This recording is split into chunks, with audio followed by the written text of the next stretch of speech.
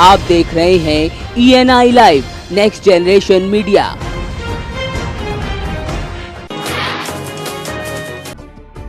किसानों की आत्महत्या करना समस्याओं का समाधान नहीं है, इसलिए सरकार किसानों की हर संभव मदद को तैयार है। तो ये कहना है सूबे के कृषि मंत्री सूर्य प्रताप शाही का, जो 3 दिवसीय सेमिनार में उद्घाटन सत्र में आगरा पहुंचे। तो वहीं उन्होंने कृषि उत्पादन के साथ GST पर यहाँ चर्चा की, तो साथ ही प्रदेश को गेहूँ, चीनी, आलू के उत्पादन में नंबर 1 बताया। उत्तर प्रदेश में इस साल 155 से लेकर के 160 लाख मीट्रिक टन आलू का उत्पादन हुआ, जो अब तक का रिकॉर्ड है। और सबसे ज्यादा भंडारण भी इस वर्ष हमारे यहाँ उत्तर प्रदेश के भीतर हुआ है। तो उसकी कुछ समस्याएं हैं, उनके बारे में उन्होंने रखा है। राज्य सरकार उस दिशा में कोशिश कर रही है और हम प्रयत्न करेंगे कि उसकी समस्या समाधान के लिए सरकार क्या कदम उठाएगी। देखिए, किसान को आत्महत्या करना एक समस्या का निदान नहीं है। आत्महत्या न करे, इसके लिए उत्तर प्रदेश की सरकार ने पूज्य योगी आदित्यनाथ जी के नेतृत्व में हमारे राज्य मंत्रिमंडल ने जो पहला फैसला किया, वो किसानों के लिए फैसला किया। मुरादाबाद के मंडी चौक मुख्यालय में उस समय अफरा-तफरी मच गई, जब यहाँ सड़क किनारे मंदिर की छत पर मोबाइल टावर में कंट्रोल रूम में अचानक शॉर्ट सर्किट से आग लग गई। तो आग इतनी भयंकर थी कि टावर से ऊंची लपटें उठ रही थी, तो दमकल ने यहाँ आग पर काबू पाया। मुरादाबाद के मुंडा पांडे में पिता की दूसरी शादी से नाराज बेटे ने अपने साथियों के साथ मिलकर बाप की गला रेतकर हत्या को अंजाम दिया, तो बेटा मौके से फरार हो गया। मृतक के भाई ने हत्यारे मां, बेटे व उसके साथी के खिलाफ मामला दर्ज कराया है, तो वहीं आरोपी की तलाश जारी है।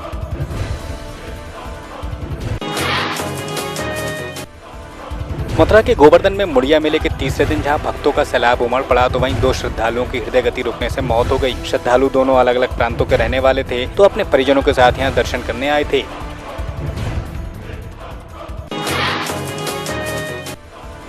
CRPF कैंप में सफाई कर्मी का शव संदिग्ध हालातों में झूलता मिला, तो वहीं पुलिस ने शव को उतरवाकर पोस्टमार्टम को भेजा है। तो मृतक बस्ती जिले का रहने वाला था, जो यहाँ अकेला रहता था। तो वहीं आत्महत्या के कारणों का पता नहीं चल सका है, तो वहीं परिजनों को सूचित किया गया है। इस सूचना पर जो है मौके पे जाके जांच की गई है। तो ये अकेला रहता था, बस्ती का रहने वाला था ये, और आत्महत्या क्यों की, इसके कारणों का तो पता लगाया जा रहा है। शव को पोस्टमार्टम के लिए भेज दिया है। मृत्यु का कारण जो है संभवतः हैंगिंग है, और उसके कारणों को पता लगाया जा रहा है कि किस कारणों से जुड़ा। क्या परिजनों को सूचना दे दी गई? परिजनों को सूचना दे दी गई है। अकेला रहता था, सूचना दे दी गई, बस्ती का रहने वाला है। बांदा में विवाहिता की संदिग्ध हालातों में मौत हो गई, तो मृतका पूजा के पिता ने ससुराल पक्ष पर आरोप लगाया कि ससुरालियों ने उसको जिंदा जलाकर मार डाला। तो ससुरालियों का कहना है कि खाना बनाते समय यह हादसा घटित हुआ। तो साथ ही अब पुलिस ने शव को कब्जे में लेकर पोस्टमार्टम को भेजा है, वहीं मामले की पड़ताल शुरू की है।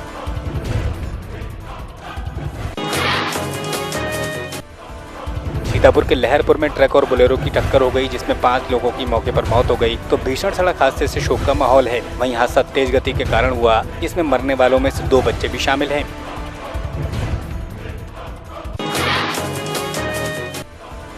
जौनपुर के केरावत में चोरों ने घर में घुसकर महिला का मुंह दबाकर चोरी की वारदात को अंजाम दिया। तो यहाँ चोरों ने नकदी के साथ गहनों पर हाथ साफ किया। तो जब महिला ने इसका विरोध किया, तो उसको जमकर पीटा। अब पुलिस ने मामले की पड़ताल शुरू की है।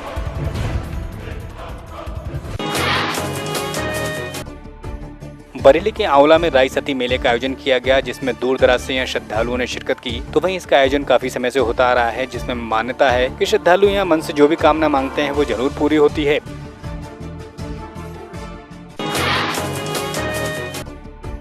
1984 के हमले में श्री हरिमंदिर साहिब में हुए हमले में मारे गए सिखों की याद में हरिमंदिर साहिब में यादगार गैलरी के लिए कार सेवा का कार्य शुरू हुआ। इस मौके पर अकाल तख्त साहिब की सरपरस्ती के तहत गैलरी के निर्माण कार्य को शुरू किया गया। तो इस गैलरी को आधुनिक तरीके से तैयार किया जाएगा।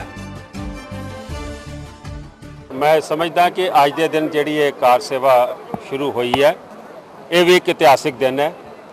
और उन्होंने शहीदों दी फोटोआं जिन्हों ने दरबार साहब की मर्यादा की रक्षा करने वास्ते अपनियां जानां दित्तियां ने, ये उन्होंने नतमस्तक होई। दिल्ली दे विच असी 1984 की यादगार बनाई है, जिहदे 3000 तो वध नां जिहड़े साडे कोल आए ने, वो लाए ने, होर नां जिहड़े आ रहे ने वो लग रहे ने।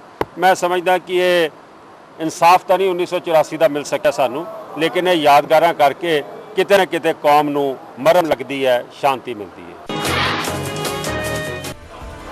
अमृतसर पठानकोट हाईवे पर तेज रफ्तार गाड़ियों का कहर देखने को मिला तो तेज रफ्तार के चलते 2 मासूमों की जान पर बन आई। बताते हैं कि स्कूल से लौट रहे छात्रों को तेज रफ्तार वाहन ने अपनी चपेट में ले लिया। इसमें एक छात्र की उपचार के दौरान मौत हो गई, जबकि दूसरे की हालत नाजुक बनी हुई है।